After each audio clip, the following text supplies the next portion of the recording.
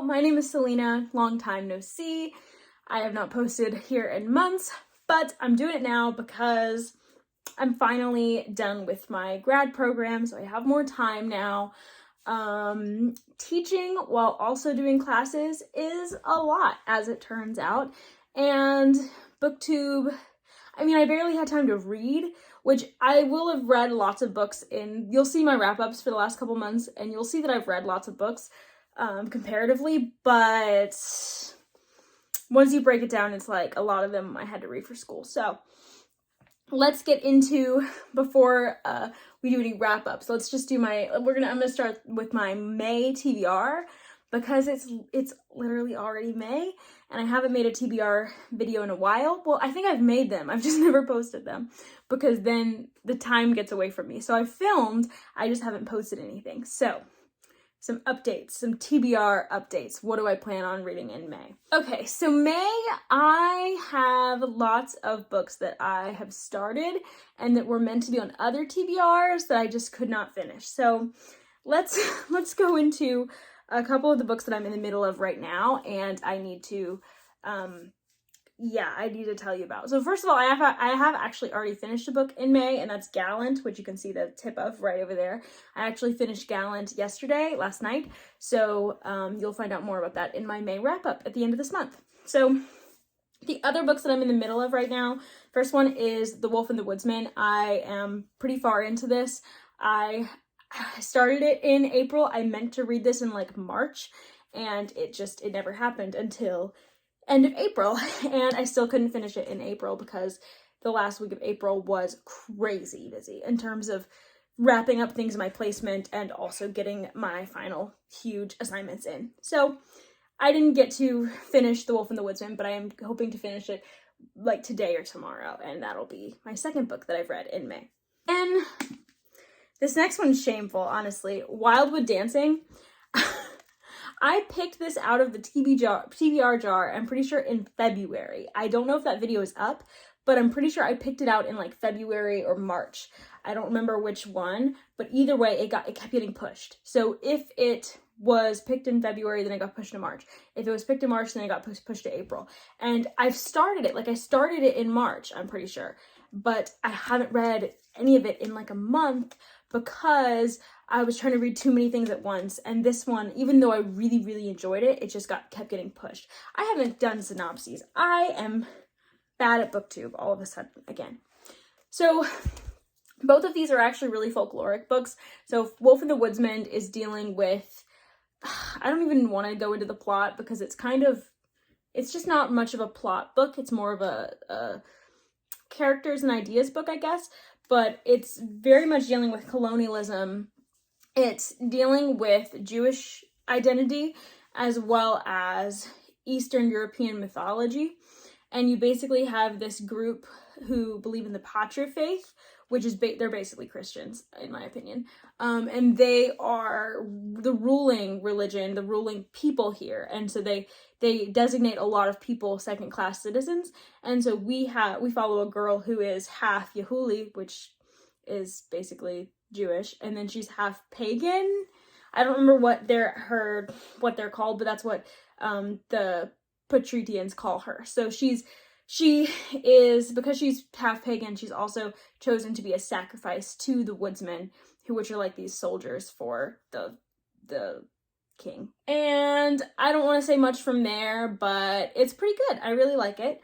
Then we have Wildwood Dancing, which is also folkloric. This one is very much steeped in fairy tale and folklore. So fairy tale, the fairy tale aspect is this is like a 12 Dancing Princesses retelling, which I adore that book and retellings of that kind. I read The House of Salt and Sorrows. I thought it was good. I thought it was good, but not great.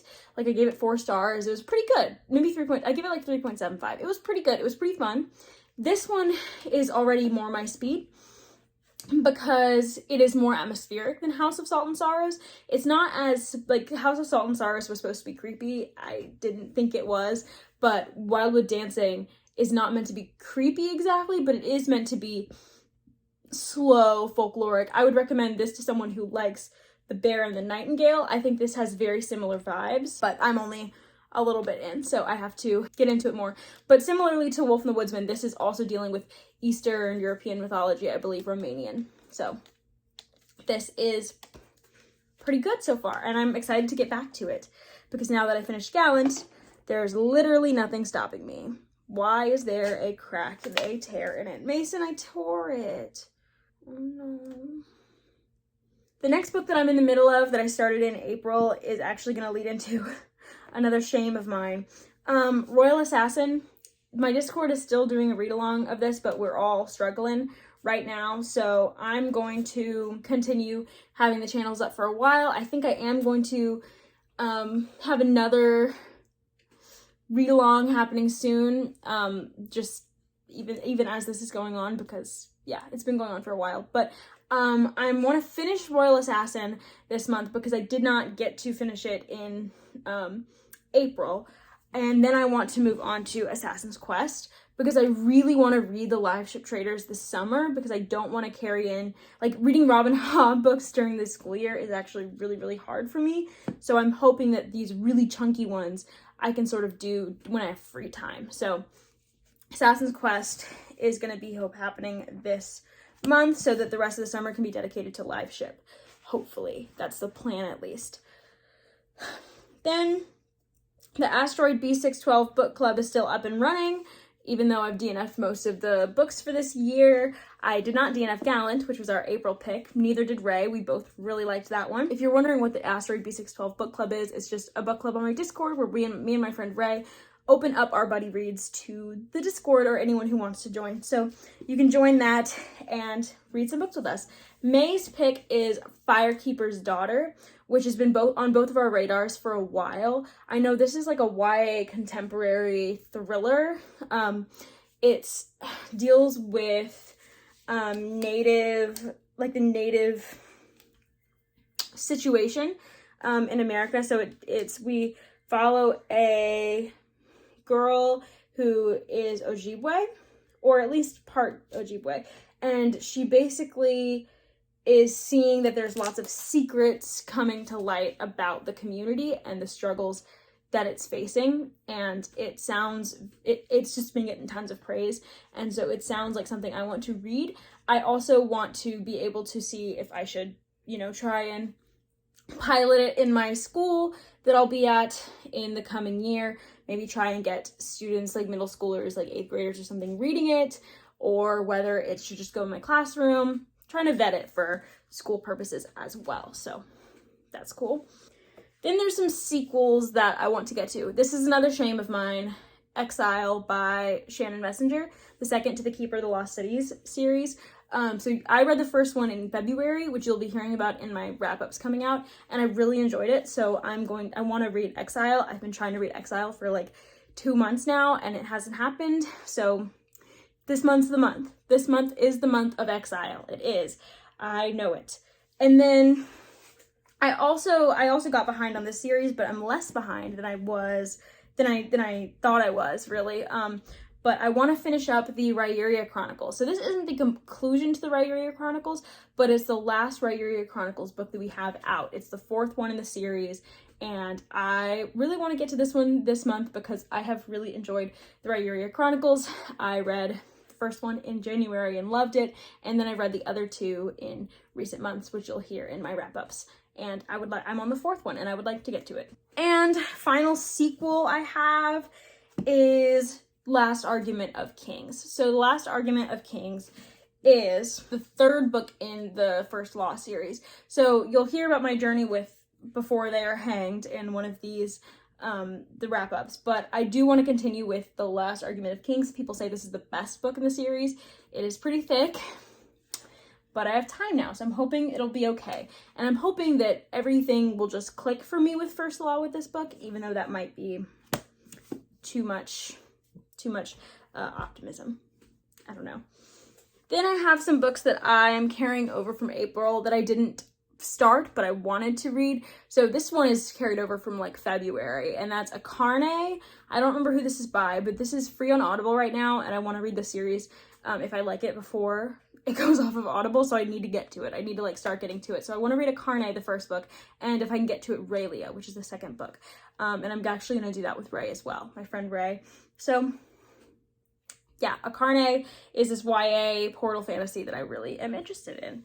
Some others that I didn't get to. So in the TBR videos that I filmed, I picked out White Trash Warlock from the TBR jar. And so I want to read this. Like I would still like to read this book, even though like I haven't picked it out this month. I'm not picking out a low fantasy this month because I have Wildwood Dancing and this that I want to carry over. So I am choosing, instead of picking something new, to stick with what I picked out last month that y'all never saw, because I just really want to read this book. It's about this gay warlock who, he grew up in a family that did not accept his sexuality or his magic.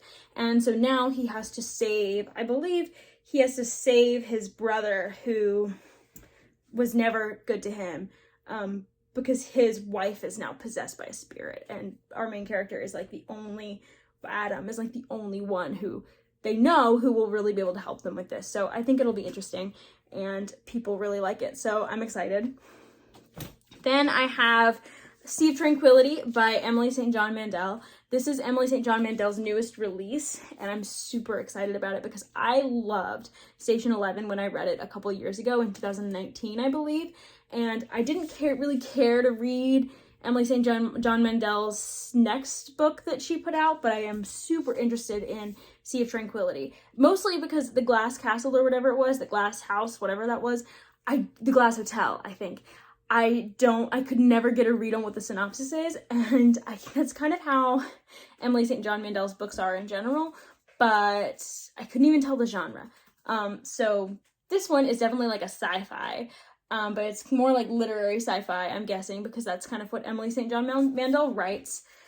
The only thing I can tell you about this is there's like multiple perspectives and multiple timelines and worlds, it sounds like. So we follow an 18-year-old who crosses the Atlantic by steamship, who is exiled from polite English society, and he enters the Canadian forest once he gets there, and he hears the notes of a violin echoing in an airship terminal, an experience that shocks him to his core. And then 2 centuries later, a famous writer named Olive Llewellyn is on a book tour. She's traveling all over Earth, but her home is the second moon colony. And then so she has this like best-selling pandemic novel where within it has a man playing his violin in the corridor of an airship. So it's that connection from both perspectives. And the final one is a hotel detective who is hired to investigate an anomaly in the North American wilderness, where he kind of discovers a lot of what is happening in this wilderness, I guess. I don't know. It sounds awesome. Sea of Tranquility, it just sounds gorgeous. I'm super, super excited to read this one. This is my more anticipated releases, so we'll update once I get to this one, which I'm desperately hoping I can in May. The next and last couple things, I want to get to some arcs. So the 3 arcs I have on, or no, 2 arcs, I think. Yeah, 2 arcs I have on my TBR is a novella that I was supposed to read in April, What Moves the Dead by T. Kingfisher.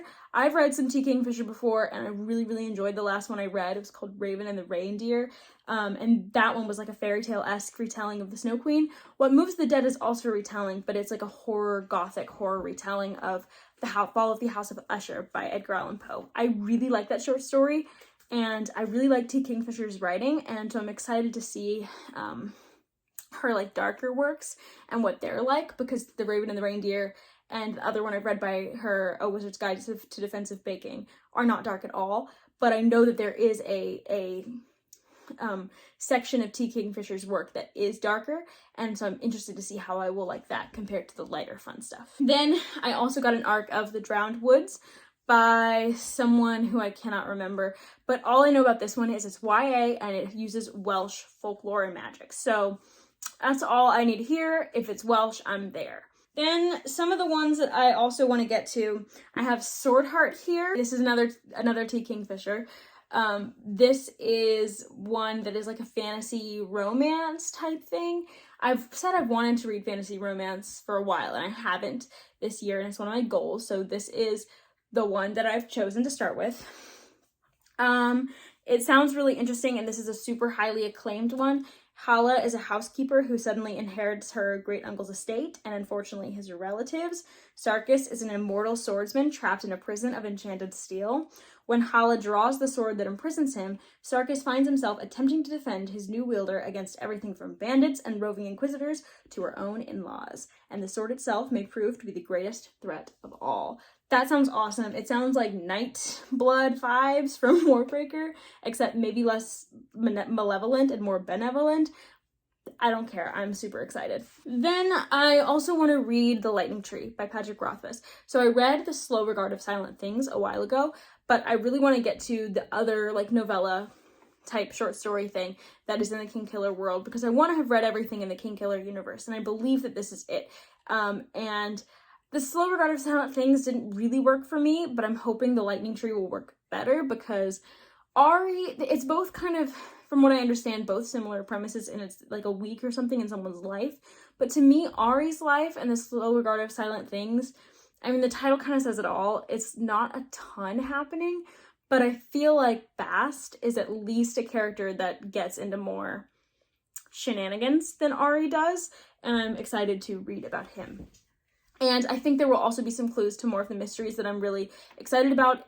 There isn't really anything in The Slow Regard of Silent Things, like Rothfuss says that. So I'm just hoping there will be something in The Lightning Tree that I can latch onto. Then I have Age of Myth by Michael J. Sullivan. I want to read this series. I may try and open this up for a read-along in my Discord. We will see. Either way, I think I'm gonna read it. I really want to start this series. It sounds like I meant to start this book always in May. I'm just behind on Ryeria Chronicles, so I'm not gonna change my schedule with this because of the Ryeria Chronicles, because honestly, Chronicles and Legends of the First Empire are gonna be so different, because this is like a prequel hundreds of years before Ryeria even existed, and so it's completely different characters, completely different world, like, I mean, same world, but basically they're completely different times in the world and completely different conflicts. So I think it won't be too weird reading two at once. I've read multiple Michael J. Sullivan in a month because I love his writing. This doesn't bother me at all, so I'm just excited to get into this series. Okay, so that's a pretty full TBR. That's 18 things. Will I get through them all? Mason, will I get through 18 things? No, probably not, but I'm gonna put a 19th thing on the TBR because I don't want the TBR jars to just be like falling off, you know, like I know I'm behind and I'm trying to not get behind, and so this will probably make me behind again. I understand this, but I'm going to pick one thing exactly out of this TBR jar. So I've picked several things out of the TBR jar in these several months. I picked 10,000 Doors of January for my low fantasy TBR jar, or my fantasy TBR jar in January, and I DNF'd it. I picked Wildwood Dancing and Mask of Mirrors in February, and I don't think I got to either of them until March. And I read Mask of Mirrors, gave it 5 stars. You'll see this in my wrap-ups. But I haven't finished Wildwood Dancing yet. And then Once Upon a Broken Heart, you'll hear my thoughts about in my March wrap-up, I think, or just my recent reads video. I'm pretty sure I picked that in February, and I didn't get to it till March. So I wasn't picking things out of the fantasy jar for a while after that. And then sci-fi, I picked Light of Uncommon Stars in January, gave it 4 stars. And then I picked Space Between Worlds in February, never got to it, and then read it in March and really, really enjoyed it. And then I meant to get to Sea of Tranquility for my in April for my sci-fi, so that took the sci-fi slot. I'm only doing one sci-fi a month because it's just not a genre I can like load up on, you know? Anyways, from there, you can clearly kind of see I'm behind. And since Sea of Tranquility is now this month, I'm not going to pick the sci-fi pick that I was going to. And because I'm carrying over Wildwood Dancing and White Trash Warlock, which I don't even have on here because I didn't even update in April's picks, because what was the point? I didn't end up reading any of them. I still want to read some fantasy. I still have a ton of fantasy in this jar. I have narrowed it down because it was just, I wanted to be picking the things that I was most excited about. So I have narrowed it down, but I'm going to try to read an audio, either high or low fantasy. So I'm looking for audio. in this. And that's kind of, I have it labeled so it's like low fantasy audio or high fantasy audio. So first thing that's an audio we are picking. Okay, I found one.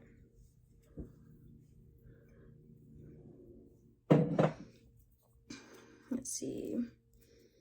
This one's actually physical or audio. Okay, and it's Guns of the Dawn by Adrian Tchaikovsky. So this will be my first Adrian Tchaikovsky. I have that book, which is good because I don't want to buy something.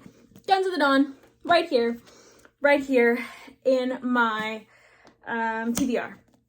So that's really exciting because it's kind of, I meant to read this in like January and then I never got to it, and I decided to just throw it in my TBR jar because I was really excited about it, and I was like, you know what, I didn't get to it this month, but I want to get to it this year. So I threw it in there. Guns of the Dawn, all you know about this, it's like if a Jane Austen heroine in a fantasy world went to war. That's all I need to know. Sounds awesome. I learned about this from Alan from the Library of Alexandria, but recently Jessie from Jessie May really, really loved this. So lots of different people with different tastes have enjoyed this book, are united in their love for this book. Leanna's Library also.